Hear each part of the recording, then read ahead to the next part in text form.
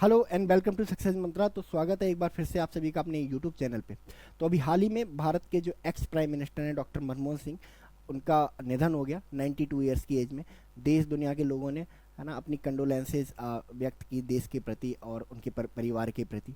अ, तो ऐसे में अभी समय आ गया है कि भाई हम डिस्कस करें प्रधानमंत्री मनमोहन सिंह के बारे में कि क्या उनका कंट्रीब्यूशन है देश के लिए, है ना। किस तरह से जो मनमोहन सिंह है, डॉक्टर मनमोहन सिंह है, वो न सिर्फ पॉलिटिशियंस के लिए बल्कि जो हमारा यूथ है उसके लिए भी बहुत ज़्यादा एक इंस्पिरेशन है, बहुत बड़ी इंस्पिरेशन है ना। कैसे आज हम लोग बहुत ज़्यादा कंप्लेनिंग होते रहते हैं, अपने माँ बाप से कंप्लेन करते रहते हैं कि हमें ये करके नहीं दिया, हम बहुत अच्छा कर सकते थे। अगर हम प्रधानमंत्री डॉक्टर मनमोहन सिंह की जो लीगेसी है उसको डीपली स्टडी करेंगे तो शायद हमारी ये कंप्लेंट्स खत्म हो जाएंगी। तो हमारा ये जो वीडियो है वो मेरी तरफ से and success Mantra and team की तरफ से, है ना, प्रधानमंत्री मनमोहन सिंह के लिए एक ट्रिब्यूट होने वाला है ना। हमारी ये जिम्मेदारी है एज एजुकेटर, है ना, एज ए इंस्टीट्यूशन, कि हम लोगों तक सही जो मैसेज है ना, जो सही लीगेसी है डॉक्टर मनमोहन सिंह की राजनीति से अलग, है ना, उसको लोगों तक पहुंचाएं और लोग ट्रूली जाने कि एक्चुअली में जिस पर्सन को वो सिर्फ एक प्रधानमंत्री के रूप में जानते हैं वो उससे कहीं ज़्यादा थे। ठीक है। तो अगर बात करें मनमोहन सिंह की अर्ली लाइफ के बारे में, तो अर्ली लाइफ की अगर बात करें तो ये पाकिस्तान के आज जो पाकिस्तान है उसमें पंजाब प्रोविंस है, उसके गहा नाम की जगह पे 1932 में पैदा हुए। ठीक है। और पंजाब यूनिवर्सिटी से ही लेटर ऑन इन्होंने क्या किया, अपनी बैचलर्स की डिग्री की, मास्टर्स की डिग्री की, है ना, इन इकोनॉमिक्स। इसके बाद इन्हें बहुत ज़्यादा सेटिस्फैक्शन नहीं मिला तो ये कैम्ब्रिज यूनिवर्सिटी चले गए और कैम्ब्रिज यूनिवर्सिटी में इन्होंने दोबारा से अंडर ग्रेजुएट किया इकोनॉमिक्स में ही। ठीक है। इसके बाद लेटर ऑन ये अपनी डॉक्टरेट करने, डी फिल करने ऑक्सफोर्ड यूनिवर्सिटी चले गए और इकोनॉमिक्स में इन्होंने डी फिल की, जो अपनी डिग्री है बोली, एंड इंडिया वापस आए। इंडिया वापस आने के बाद इन्होंने अपने करियर को परस्यू किया एज ए प्रोफेसर और अपनी जर्नी स्टार्ट की as a professor in Delhi School of Economics. ठीक है। Professor at Delhi School of Economics. इसके बाद जो मनमोहन सिंह है वो गवर्नमेंट में आ गए और सरकार ने इन्हें उस समय की जो सरकार थी इन्हें चीफ इकोनॉमिक एडवाइजर बना दिया गया मिनिस्ट्री ऑफ फिनांस में। ठीक है। जहां इन्होंने बहुत ही, है ना, अच्छा काम किया। और इसके बाद 1982 में, है ना, जब रिजर्व बैंक ऑफ इंडिया के गवर्नर का सिलेक्शन हो रहा होता है तो सबकी नज़रें एक बार फिर प्रधानमंत्री मनमोहन सिंह की तरफ जाती हैं और ये 3 साल के लिए, है ना, रिजर्व बैंक के governor, as a Reserve Bank के गवर्नर सर्व करते हैं। ये आप देख सकते हैं, ये इनके ज़माने में, है ना, जब ये गवर्नर थे तो ये नोट छापे गए थे। यहाँ पे आपको मनमोहन सिंह के सिग्नेचर भी देखने को मिल जाएंगे। ठीक है। रिजर्व बैंक का गवर्नर की पोस्ट से रिटायर होने के बाद ये डिप्टी चेयरमैन, है ना, ऑफ प्लानिंग कमीशन हुआ करता था, जो उस समय पे क्या करता था, सरकार के लिए प्लान्स बनाता था, 5 ईयर प्लान्स बनाता था। तो उसमें चेयरमैन प्राइम मिनिस्टर होते थे, है ना, उसके बाद डिप्टी चेयरमैन होता था। तो डिप्टी चेयरमैन की पोस्ट पे इनको, है ना, अपॉइंट किया गया।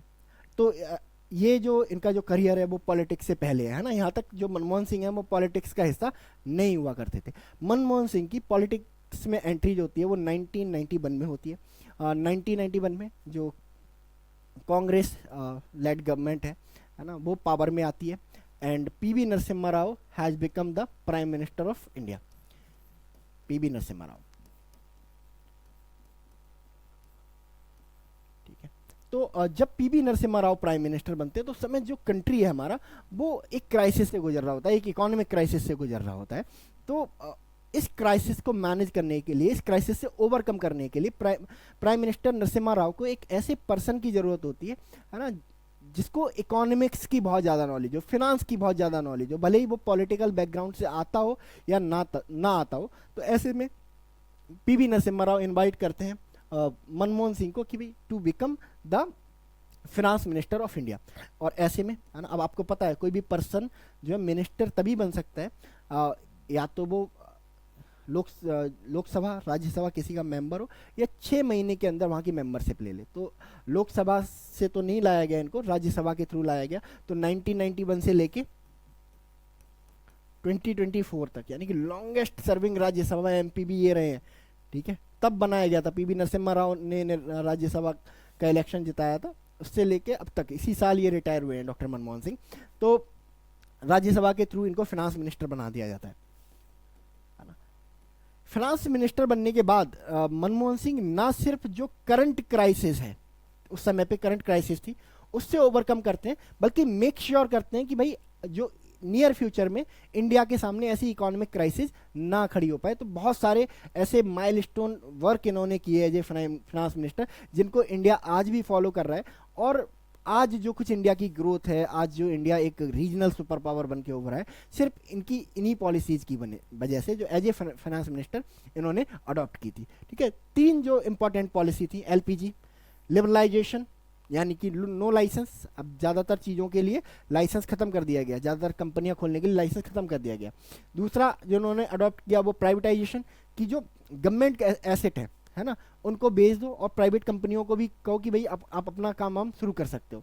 ठीक है, ग्लोबलाइजेशन, फॉरेन कंपनियों को आप इनवाइट करो कि भाई come and invest in India. तो ये 3 जो स्टेप मनमोहन सिंह ने लिए थे, इसका बेनिफिट आज भी हमारे इंडिया को मिल रहा है, कॉन्टिन्यूसली मिल रहा है। इसके अलावा बहुत सारे टैक्स रिफॉर्म किए, टैक्स को बहुत ज़्यादा सिंप्लीफाई किया। इसके अलावा जो भारी भरकम टैक्स इंडियंस पे, मिडिल क्लास पे लगाया जाता था, उसको कम किया। इसके अलावा एक्सचेंज रेट रिफॉर्म किए हैं ना, जो एक्सचेंज रेट सरकार डिसाइड करती थी, अब वो मार्केट के थ्रू डिसाइड होने लगा। ठीक है, इसके अलावा फिजिकल डिसिप्लिन जो मतलब बजट का पैसा है वो सही कामों में, लॉन्ग टर्म विजन में इस्तेमाल हो, देश की प्रगति में इस्तेमाल हो, ऐसा मेक श्योर किया डॉक्टर मनमोहन सिंह ने, है ना। इन्होंने बहुत ज़्यादा जो सब्सिडीज दी जाती थी उनको रिड्यूज कर दिया, बहुत ज़्यादा फ्रीवीज दी जाती थी उनको रिड्यूज कर दिया। इसके अलावा जो बहुत सारे लोन वेव ऑफ होते थे, ठीक है, उनको भी, है ना, वेव ऑफ करने से मना कर दिया कि भाई आपका लोन है आप भरो। हम इतना भी सोशलिस्ट गवर्नमेंट हमें नहीं बनना है कि हम टैक्स पेयर का पैसा क्या करें, आपके लोन को वेव ऑफ करने में लगा दे। तो एज ए फिनांस मिनिस्टर, है ना, इनके जो काम है बहुत ही ज़्यादा रिमार्केबल है। आप देख सकते हो, है ना, अगर आप ये जो 6 कामों को भी देख लो तो आज भी एज इट इज जो इंडियन गवर्नमेंट है, करंट इंडियन गवर्नमेंट है, नरेंद्र मोदी लेड गवर्नमेंट है, वो भी आज इन कामों को क्या कर रही है ना, अडॉप्ट कर रही है, कैरी फॉरवर्ड कर रही है। ठीक है, लेटर ऑन 1996 में नरसिम्हा राव की गवर्नमेंट चली जाती है, प्राइम मिनिस्टर जो अटल बिहारी वाजपेयी हैं वो पावर में आ जाते हैं।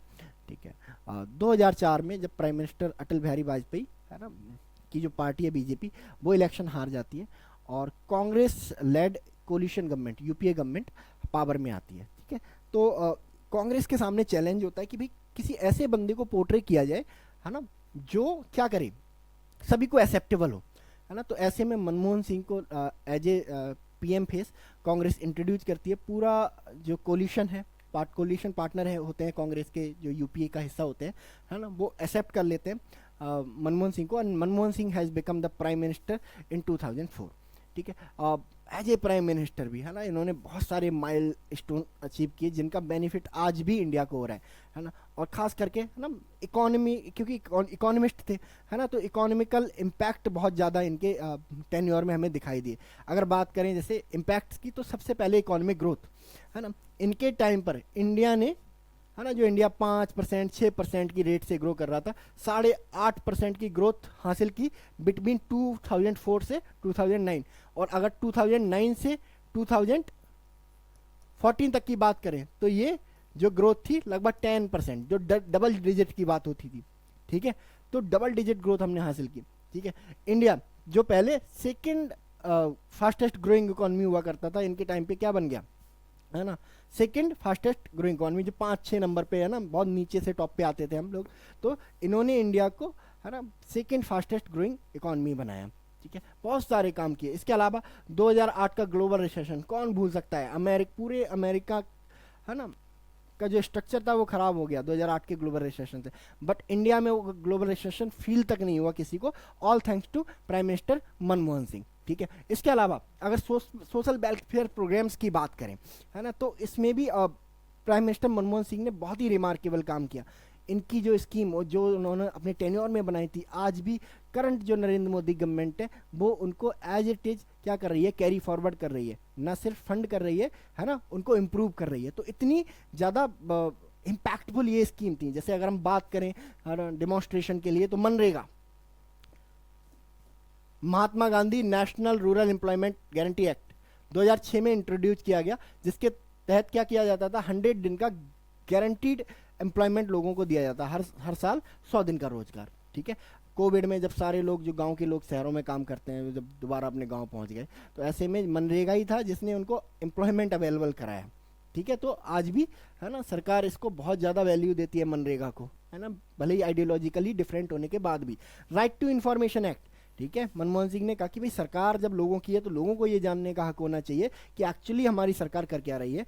तो राइट टू इन्फॉर्मेशन दिया लोगों को, है ना, देश के सिटीजन्स को, ताकि वो है ना एक लेटर के थ्रू है ना जान सके कि उनकी सरकार क्या प्रोग्रेस कर रही है, किस तरह से काम कर रही है।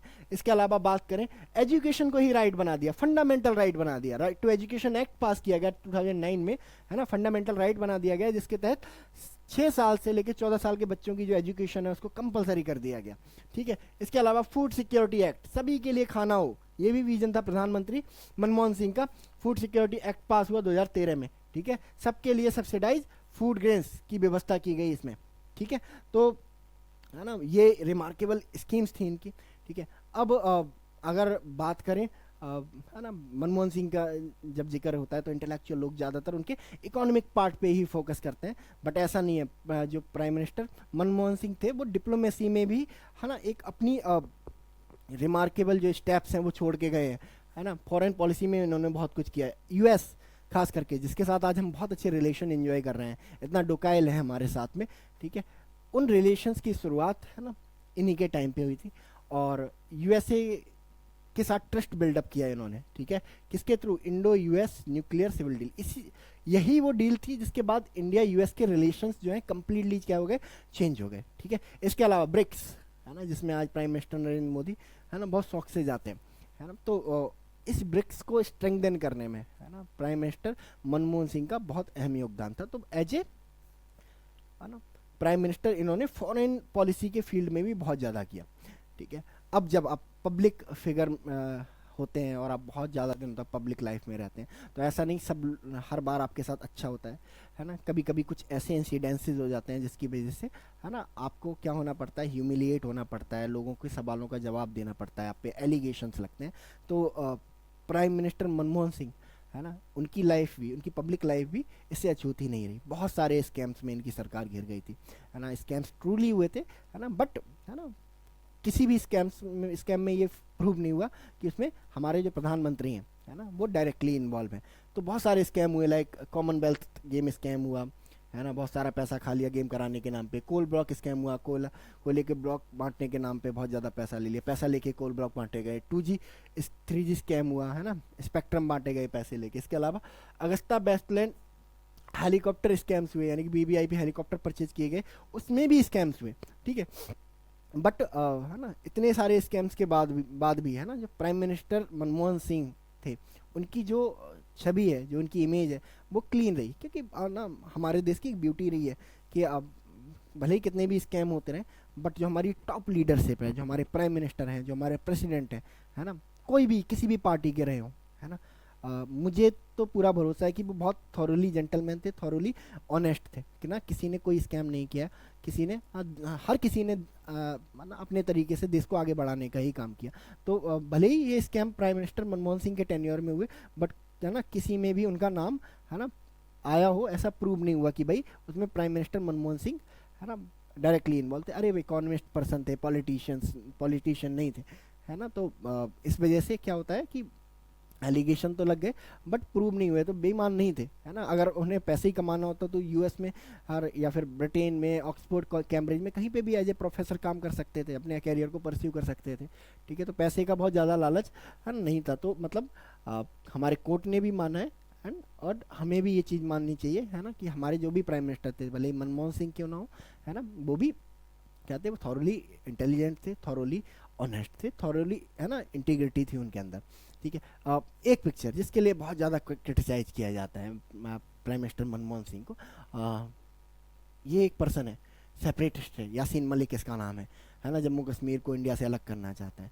ठीक है, तो इसके लिए बहुत क्रिटिसाइज किया जाता है मनमोहन सिंह को कि भाई आप आतंकवादियों के साथ हाथ मिलाते हो। तो कभी कभी पब्लिक लाइफ में है ना हमारे साथ ऐसे इंसिडेंट्स हो जाते हैं जो एम्बेरसिंग होते हैं, या फिर है ना नेग्लिजेंस की वजह से हो जाते हैं, या फिर पॉलिटिकल बाउंडेशंस की वजह से हो जाते हैं, है ना। तो इनके सामने भी कुछ बहुत पॉलिटिकल बाउंडेशंस रही होंगी, है ना।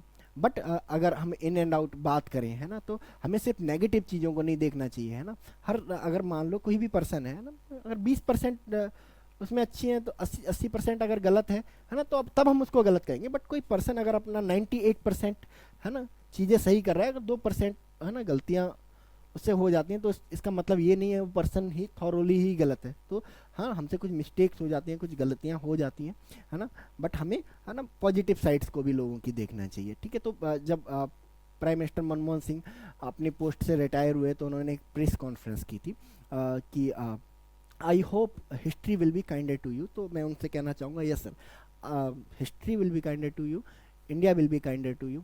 ठीक है, तो ये है मेरा opinion prime minister Manmohan Singh के बारे में। बाकी आप लोग क्या सोचते हैं है ना, किस तरह के व्यक्तित्व थे, क्या हमें सीखना चाहिए, आप बता सकते हैं फ्रिक्वेंटली कमेंट सेक्शन में। तो मिलते हैं हम लोग नेक्स्ट वीडियो सेशन में, तब तक के लिए thank you so much and God bless you all.